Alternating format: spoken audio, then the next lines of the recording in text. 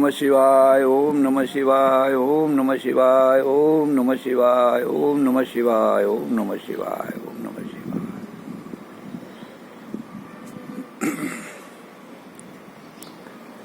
તમામ ધર્મના સંપ્રદાયો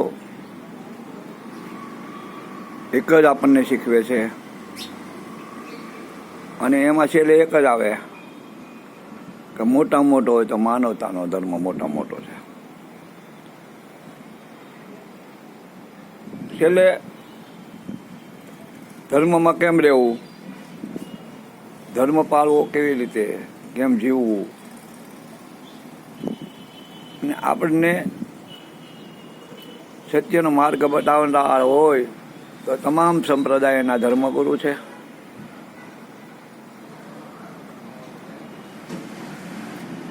પણ આ કળિયુગની અંદર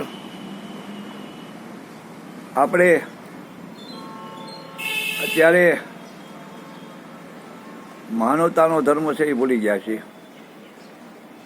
કોઈ સંપ્રદાયની અંદર કે કોઈ પુસ્તક ભગવાનનું હોય, પેગંબર કુરાન શરીફ હોય, ભાગવત હોય, ઈસુ ખ્રિસ્તીનું હોય, બૌદ્ધ હોય, કોઈ પણ સંપ્રદાય હોય, એના ધર્મ પુસ્તકોમાં ક્યાંય નથી બતાવ્યું કે માનવતાવાદી ન બનો, માનવતાહીન ન બનો, માનવતાવાદી બનો, એવું બતાવ્યું છે.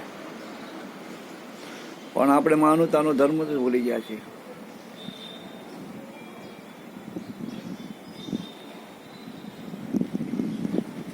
પક્ષીઓમાં ચતુરમાં ચતુર કાગડો અને લૂંચામાં લૂંચો કાગડો કહેવાય. પણ કાગડાની જ્યારે નાચ ભેગી થાય ત્યારે એક કારે કલબલ કોં કરીને એટલા મજબૂરથી ભેગા રહી છે પક્ષીઓમાં. એ કોઈને છોડતા નથી. પક્ષીઓ છે ને એમાં પંખીઓમાં પોપટ ઉડે ત્યારે ટી ટી ટી કરીને બધા ભેગા આરે કિલોલ કરે છે. કારણ કે એમાં ધર્મ નથી ને, એટલે કોઈ સંપ્રદાય નહીં, કોઈ ધર્મ નહીં. એને ખબર છે હું પોપટ જ છું. આપણે માનવ છે એ આપણે ભૂલી ગયા છીએ. માનવ છે એવું પક્ષીઓ, બધા પક્ષીઓ ચકલીથી માંડી અને છેલ્લે સુધી તમે જોજો આનંદ કરતા હોય છે. અને આપણે એને પ્રેમ કરીએ ને તો આપણને એ પ્રેમ કરશે. ધીમે ધીમે એને ખ્યાલ આવશે કે આ મને મારે એમ નથી, તો આપણી પાસે આવીને હાથમાં કબૂતરને આમ તમે કબૂતરને આમ હાથમાં રાખશો ને આમ દાણાસણમાં આવશે કબૂતર. એની પ્રેમ વસ્તુ શું છે ખબર છે?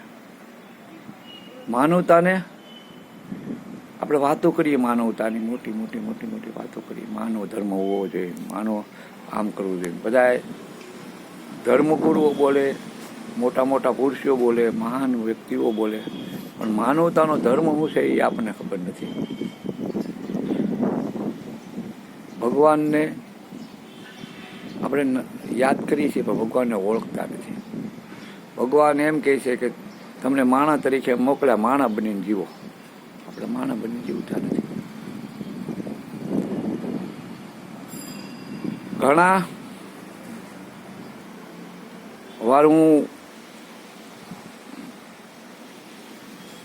અમુક ભાઈને વ્યક્તિગત નામ નહીં લઉં ભાઈ, અમુક વ્યક્તિને એમ કહું ભાઈ સલામ આલેકુમ, તો એ કે ભાઈ મારા આ શું બોલે છે ભાઈ, તો શું કરે છે, શું બોલે છે? પછી અમુક ભાઈને કહી ઓમ નમઃ શિવાય, તો એ કે શું બોલે છે? લા ભાઈ બધું એક જ છે. શરીરમાં તમને બે આંખો આપી, મને બે આંખો આપી, તમને બે કાન આપ્યા, મને બે કાન આપ્યા. મોટામાં મોટો આપણો ધર્મ હોય તો માનવતાનો ધર્મ છે. માનવ મટી જાવમાં માનવનો ધર્મ છે. હવે આપણે વાત કરીએ તો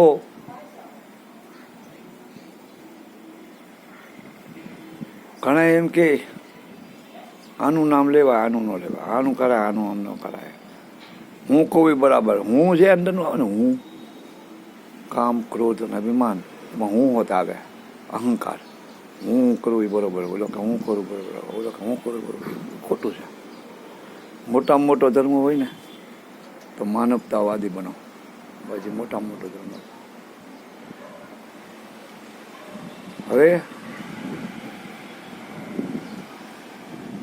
હવે જાતિ હવે બોલાવવા માંડી. જાતિ તો હવે બોલાવવા માંડી. પેલા જાતિ નહોતી.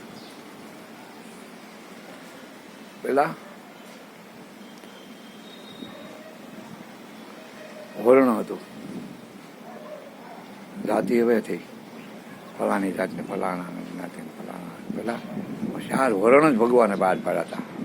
4 વર્ણમાં ક્યાં ક્યાં વર્ણ? પેલા આવો કોઈ સંપ્રદાય ભાઈઓને હું મારા દિલથી માફી માગું છું. કોઈને દુઃખ લગાડતા નહીં. આ મારે હૃદયની વેદના છે અને પ્રયત્ન કરું છું કે જેમ હાથી છે એ હાલ્યો જતો હોય તો મદનિયાને વશમાં રાખે. હાથીના મદનીઓને વશમાં રાખે, કારણ કે એને કોઈ હેરાન ન કરે. માંદો હાથી હોય એને વશમાં રાખે. એ પણ એની પોતાની જે વર્ણ છે હાથીનું, એ પોતાના વર્ણને હાચવીને બે છે. પંખી છે એ પણ એના વર્ણોને હાચવીને બે છે. પણ એક માનવ છે, કારણ કે આપણે બધા ધર્મમાં વેસાઈ ગયા છે. બોલો કે મારો ધર્મ ઊંચો, બોલો કે મારો ધર્મ ઊંચો. ધર્મ તો એક જ છે, માનવતાનો. અને વર્ણ એ ભગવાને બધાને, એમાં કોઈ એમાં નહીં, આ આદિકાળ ચાલ્યો હોય છે. 4 વર્ણ: બ્રાહ્મણ, ચૈત્ર, બ્રાહ્મણ, પેલો બ્રાહ્મણ, પછી વૈશ્ય. મારી ભૂલ થાય છે બોલવામાં, રિપીટેશન કરું છું. બ્રાહ્મણ, ક્ષત્રિય, વૈશ્ય અને શુદ્ર. આ પુસ્તકમાં લખેલું છે વર્ણો, અને વર્ણની વ્યવસ્થા કરવા માટે. હરેકે આને આ કામ કરવું, આને આ કામ કરવું, આને આ કરવું, આને આ કરવું, આને આ કરવું. એમાં બ્રાહ્મણને એવી વ્યવસ્થા હોવી કે ભાઈ તમારે હવન યાદી કરવું, પછી તમારે કોઈ ખોટા રસ્તે જતો હોય તો ધર્મની ભાષામાં એને સમજાવી અને બને એટલી ધર્મમાં વાળવો. પણ ખોટું ન કરે એવું શીખવાડવું. આ બધું બ્રાહ્મણોએ કરવું એવું બતાવ્યું. પછી ક્ષત્રિય આવ્યા. ક્ષત્રિયોને એ બતાવ્યું કે કોઈ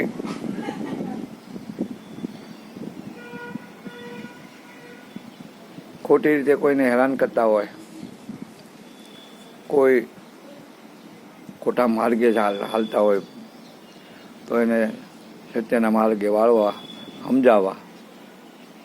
સમજાવવા છતાં ન સમજે તો એને થોડોક દંડ દેવો. એ હોત આપ્યું છે. દંડ દીધા પછી દંડ દો છતાંય ન સમજે તો પછી એને બીજું તો રસ્તો નથી, એટલે એને એમ નાશ કરવો. આવા ઘણા રાક્ષસોના નાશ આપણા પુસ્તકોમાં થયા છે. ભગવાને એમ કીધું એનો નાશ કરવામાં પાપ નથી, નાશ કરવો. હવે મુખ બ્રહ્મ થયું, આ ક્ષત્રિય છે. પછી વૈશ્ય એટલે વાણિયા, વેપારી, જે ધંધો કરતા હોય એ બધાને ધંધો નીતિથી કરવો, અનીતિ ન કરવી, ખોટું ધન કોઈનું લઈ લેવું નહીં, કોઈને ખોટું તકલીફ થાય એવું કરવું નહીં, અને વેપાર ધંધામાં ઈમાનદારી રાખવી. આ એ મર્યાદાને સમજાવીએ. પછી બ્રાહ્મણ, ક્ષત્રિય અને વૈશ્ય ત્રીજું આવ્યું. પછી ઓલામાં આવે છે 4 જાતિ ભાગવતમાં. એમાં શુદ્ર આવ્યા, પણ હું તો દિલથી કહીશ, જે લોકોએ ના વડીલો છે એને જે સેવા કરી છે ને એ કોઈ આપણે ગમે એટલું કહીએ ને તો એ ભૂલી શકાય નથી, ભૂલી શકાય એમ જ નથી. એનું કારણ છે જે આપણી મા બાપ, મા જે બાળક જન્મે અને જે સેવા મા કરે ને એવી સેવા આ લોકોએ આપણા માટે, એના વડીલોએ આપણી માટે ત્યારે પરિસ્થિતિ એવી રીતે કરી છે એ આપણે ભૂલાય નહીં. આ 4 વરણ છે ને વ્યવસ્થાપક તરીકે આપ્યા હતા. આપણે જાતિમાં લઈ લીધા કે આને અડાય ને આને ન અડાય ને આને અડવામાં આ પાપ ને આને અડવામાં આ પાપ ને આને કરવામાં આ પાપ ને આને. જો આવું બધું હોત તો ત્રેતાયુગમાં રામનો જન્મ થયો. ત્રેતાયુગમાં એ તો બહુ ઝાઝા વર્ષ થઈ ગયા. કૃષ્ણ પહેલાં રામ આવ્યા ત્રેતાયુગમાં. હવે એને પણ સમજાવવાનો પ્રયત્ન કર્યો મને, તમે અમે બધી રામાયણ વાંચી લીધી ને સમજી લીધી ને કોઈ સંત રામાયણ વ્યાસપીઠ ઉપરથી સમજાવવા નથી માગતું કે બસ રામે સબરીના હેઠા બોર ખાધા. હા ભગવાન, માતંગ ઋષિની શિષ્યા હતી. હવે માતંગ ઋષિ હતા તો એ જ્ઞાતિ તો વર્ણ તો ભીલ હતું ને, છતાં એને અપનાવી. શું કામ અપનાવી? ઋષિ મુનિઓ એમ કહે છે કે પવિત્ર જીવન જીવતા હોય, ભગવાનનું બધાને બ્રાહ્મણમાં હોય તો પવિત્ર જીવન ન જીવતા હોય તો એને પાપ છે, પણ જે પવિત્ર જીવન જીવતા હોય, હરિભજન કરતા હોય અને રાતને દિવસ ભગવાનને ભજતા હોય અને પવિત્ર આત્માથી જે ભજતા હોય એને હારે હંમેશા રહેવું અને એને ભગવાન મળે. આ માતંગ ઋષિએ કીધું હતું કે તમને એક ફેરું રામ મળશે. સબરીને રામ મળ્યા ત્યારે રામે સબરીના એઠા બોર ખાધા. આપણે અડવાની વાત કરી ખાલી, એઠા બોર ખાધા. પણ મને તમને સમજાવવા કે આજથી અમુક વર્ષો પછી કળિયુગ આવશે. કળિયુગની અંદર જાત પાતને ભૂલી જાજો. હું 14 બ્રહ્માનો નાટ છું, છતાં કોઈ જાત પાતને માનતો નથી. આ મને તમને સમજાવવા માટે કરેલું, છતાં સમજ્યા નહીં. અને વ્યાસ ઉપર બેઠેલા ઘણા વડીલો અમારા છે. હું બ્રાહ્મણનો દીકરો છું એટલે હું તો કોઈને ઠેસ પહોંચે એવું નથી કહેતો, પણ કોઈથી સમજાયું કે સબરીના હેઠા બોર રામે એટલા માટે ખાધા કે જાતપાત કોઈ વર્ણ નથી. આ વર્ણ તો વ્યવસ્થા માટે કર્યું છે એવું કોઈ સમજાયું નહીં. પછી રામ વનમાં જાય છે, બરોબર છે ને? વનમાં જાય છે ત્યારે નાવમાં બેસવાનું કહે છે. એ કેવા હતા? ભીલ હતા, જાતિના તો ભીલ હતા. ભગવાનને ખબર હતી એ ક્ષત્રિયના દીકરા હતા, છતાં ભગવાનને કીધું કે તમે સડલા હતી શિલા એક, એમાંથી અડલિયા બનાવી દીધી તમારો પગ એટલા. એટલે મારી નાવડી જો સ્ત્રી બની જાય તો મારે આજીવિકા છે. એ તો તમને મને સમજાવવા કર્યું. તો રામ નામ વાળે કે ભાઈ તું ભીલ જાતી નથી, હું મારા પગને નહીં અડવા દો. ત્યારે એમ કહે છે પગ મને ધોવા દો રઘુરાય, શક પડ્યો મનમાં, ત્યારે મારો વાલો પગ ધોવા દે છે. બરોબર છે? રામે વાલી હારે, સુગ્રીવ હારે, હનુમાન દાદા હારે, બધા હારે હળી મળીને એક રાસ ચીંધ્યા તમને મને બતાવવા માટે કે આ વર્ણ જાતિ ઊભી નહીં કરતા. હા, એવું અપવિત્ર હોય, પવિત્ર રીતે ન જીવતો હોય, સ્નાય આમાં એવો વ્યક્તિ હોય, એ કદાચ બ્રાહ્મણ હોય કે પછી ગમે જ્ઞાતિનો હોય, તો એને આઘું રહેવું. એમ આઘું રહેવું એટલે એને અડવું નહીં, એવું નહીં, આઘું એનથી રહેવું. એમ જે અવિચારો કરતા હોય, કોઈ કે આઘું રહેવું એમ કીધું છે. અડવાની ના પાડી. હા એમ કીધું આઘું રહેવું. બરાબર. આઘું રહેવું એનું કારણ છે કે આપણે એવી વ્યક્તિ હારે થોડાક દી રહ્યો ને એટલે એના વિચારો આપણામાં આવે. એટલે આપણા વિચારો ભગવાનમાં હોય, પરિવર્તન ન થાય એટલે આઘું રહેવું એમ. પછી રામ વનમાંથી આવે છે.